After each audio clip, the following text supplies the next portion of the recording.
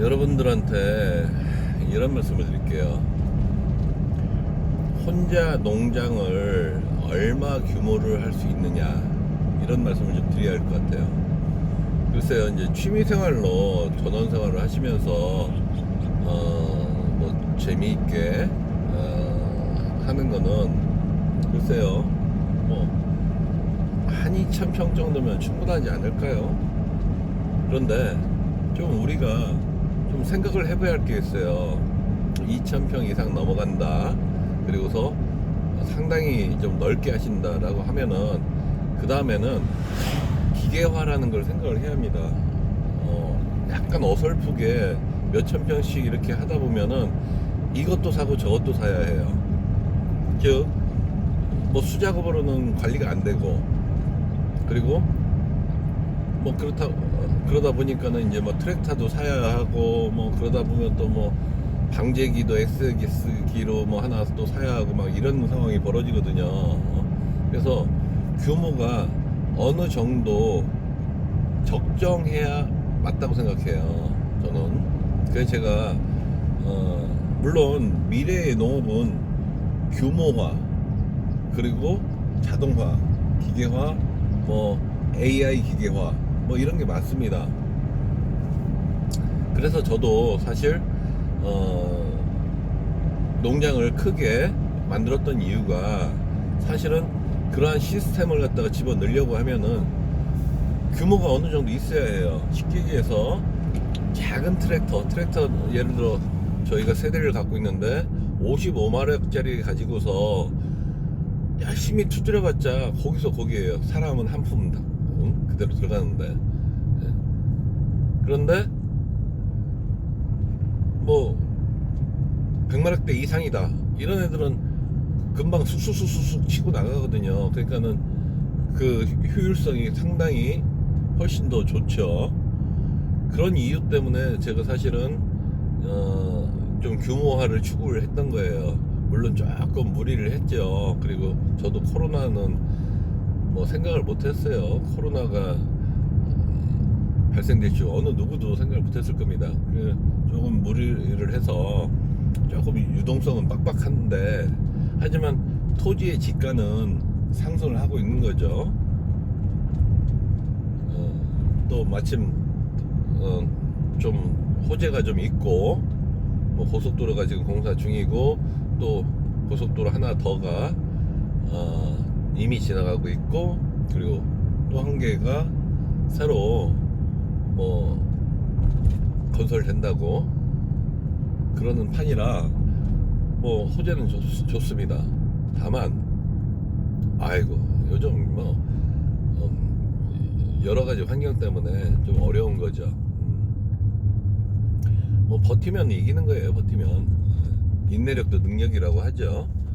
뭐 하여튼 그런 상황인데, 뭐 어려움은 어려운 대로 가는 겁니다. 여러분들은, 그래서 제가 여러분한테 말씀드리고 싶은 건 뭐냐면은, 여러분들이 예를 들어서 몇만 평씩 막 크게 하시겠다라는 생각이 없으시고, 그냥 나는 몇천 평 아니면 10,000평 정도 뭐 이렇게 하시겠다라고 생각하시면은, 조금 사이즈에 대해서 농장 사이즈를 조금 조절해 보셔야 할 이유가 있어요. 이유가 뭐냐면, 어설픈 사이즈에서는 진짜 농기계라든가 이런 게 부가적인 비용이 들어가는 것이 많이 있습니다. 그렇다고 그걸 매일 다른 사람들 시켜가지고, 다른 장비들 시켜가지고 하면은 그것도 비용이 만만치 않아요. 저희들이 이제 뭐 굴삭기라든가 뭐 농기계를 갖다가 직접 매입해가지고 저희들이 직접 하는 이유가, 저희들 기계면은 뭐 사실 저희들이 뭐 노력해가지고 조금만 더 일을 하면 되는데, 이 임대 기계, 즉 사람들을 기계를 갖다가 하루하루 일대로 불러가지고 하면은 그 비용을 감당을 못해요. 약 400m 앞 시속 그렇다고 제 마음대로 일이 되는 것도 아니고, 왜냐면 그 사람들은 그 사람 나름대로 시간이 늘어지는 게 좋잖아요. 그러다 보니까 마음대로 일이 안 돼요. 그러니까 여러분 여러분들은 지금 그렇게 생각하다 보면은 한번 이런 걸 생각하세요. 여러분들이 생각하신 지역에 조금 가셔서 규모 있는 농업을 좀 생각을 하시는 거예요. 즉 단순하게 나 혼자서 그냥 농사가 아니라 농업 경영으로서 조금 더 내가 이걸 갖다가 어떻게 하겠다, 그런 생각을 좀 가지시는 거죠. 그런 방법이 뭐냐? 법인화 하는 겁니다. 법인화. 즉 시골에 내려가서서 거기에 뭐 함께 있는 귀농 귀촌인들과 호두나무를 심으면서 조금 더 법인화 만들어서 하면서 좀 더 크게 키우는 거죠. 그러면은 공동체가 되잖아요. 공동체로서 이제 그 뭐 법인이든 조합이든 조합법인이든 주식회사 법인이든 만들어서 같이 농사를 진다라고 생각을 하는 거예요. 그러면은 여러분들이 할 일이 좀 많아집니다. 그리고 이게 분업화가 좀 되죠. 물론 좀 정말 이 조합으로는 좀 어려운 게 있어요. 뭐냐면은 조합은 머리 쓰거든요. 머리 쓰다 보니까 아차 잘못해서 사람들이 여론이 잘못 돌아가면 잘못된 판단을 합니다. 제가 예전에 가림이라는 영농조합법인을 만들었다가 사기꾼들이 껴가지고 어차피 그 출자금은 쥐꼬리만큼 해놓고서 머리수로서 그렇게 해서 아주 낭패를, 굉장히 큰 곤욕을 치렀잖아요. 결국은 돈 날리고 사람 잃고 그런 상황이 벌어지는 상황이 되어버렸거든요. 그래서 여러분들은 조금 더 이 주식회사 같은 형태로 만들면은 좀 유리한 점이 좀 많이 있을 거라고 생각합니다. 그리고 사실 여러분들 농장을 만들어서 제가 여러분들이 이제 저한테 와서 호두 농장을 하겠습니다라고 하실 때 제가 가끔 질문을 하는 내용이 있어요. 뭐냐면 여러분들이 그럼 사모님하고는 합의를 보셨습니까? 라고 저는 여쭤봐요. 왜냐하면